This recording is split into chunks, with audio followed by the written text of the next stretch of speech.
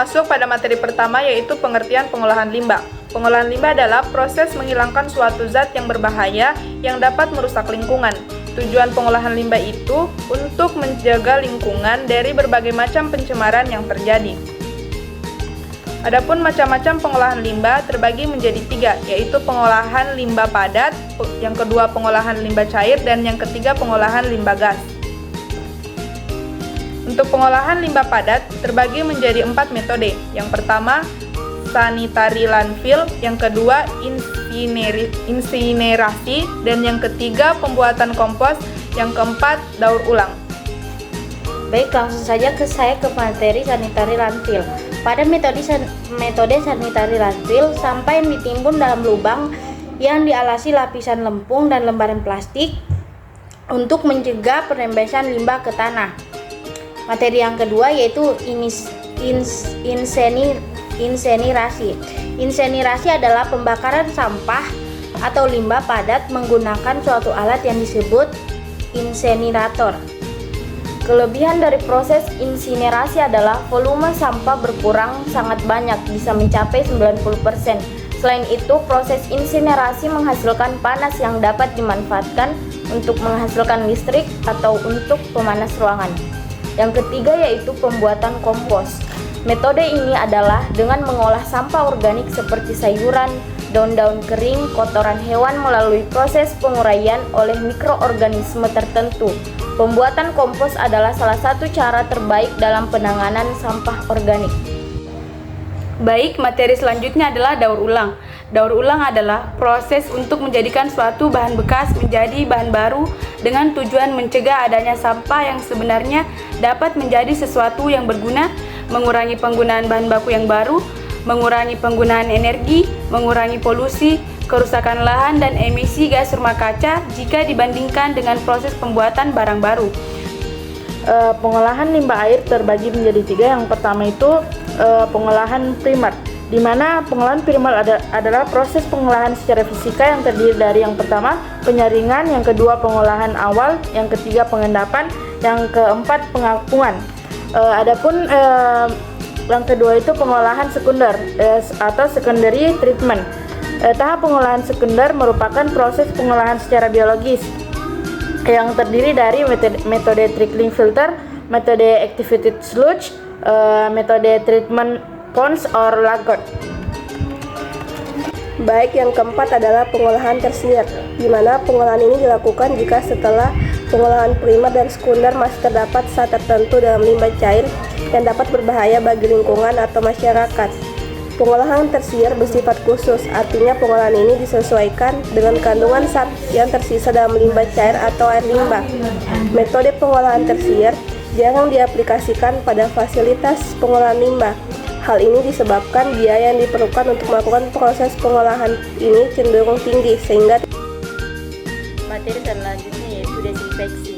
Desinfeksi atau pembunuhan kuman bertujuan untuk membunuh atau mengurangi mikroorganisme patogen yang ada di dalam limbah cair. Mekanisme desinfeksi dapat secara kimia, yaitu dengan menambahkan senyawa atau zat tertentu atau dengan perlakuan fisik. Dalam menentukan senyawa untuk pembunuhan mikroorganisme terdapat beberapa hal yang perlu diperhatikan, yaitu pertama, daya racun zat, yang kedua, waktu kontak yang diperlukan, yang ketiga, efektivitas zat, yang keempat, kadar dosis yang digunakan, yang kelima itu tidak boleh bersifat toksik terhadap manusia dan hewan, keenam, tahan terhadap air, dan yang terakhir yaitu daya murah. Materi selanjutnya itu pengolahan lumpur. Setiap tahap pengolahan limbah cair, primer, sekunder maupun tersier akan menghasilkan endapan polutan berupa lumpur. Lumpur tersebut tidak dapat dibuang secara langsung, melainkan perlu diolah lebih lanjut. Endapan lumpur hasil pengolahan limbah biasanya akan diolah dengan cara diurai atau dicerna secara aerob atau anaerob digestion. Kemudian disalurkan ke beberapa alternatif, yaitu dibuang ke laut atau ke lahan pembuangan landfill, dijadikan pupuk kompos atau dibakar. materi selanjutnya yaitu pengolahan limbah gas. Pengolahan limbah gas secara teknis dilakukan dengan menambahkan alat bantu yang dapat mengurangi pencemaran udara. Pencemaran udara sebenarnya dapat berasal dari limbah berupa gas atau materi partikulat yang terbawa bersama gas tersebut. Beberapa cara menangani pencemaran udara oleh limbah gas.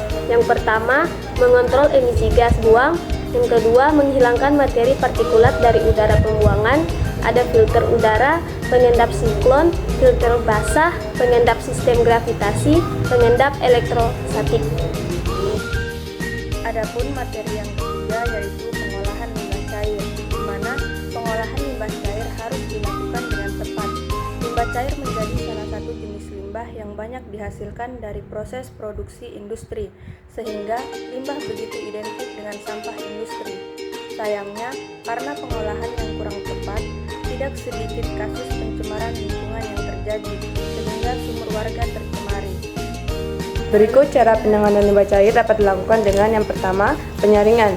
Penyaringan itu limbah cair bisa disaring atau difiltrasi untuk memisahkan partikel tersolusi dari air. Yang kedua, flotasi. Flotasi merupakan proses penanganan limbah dengan cara membuang dan memisahkan partikel yang mengapung di atas permukaan air.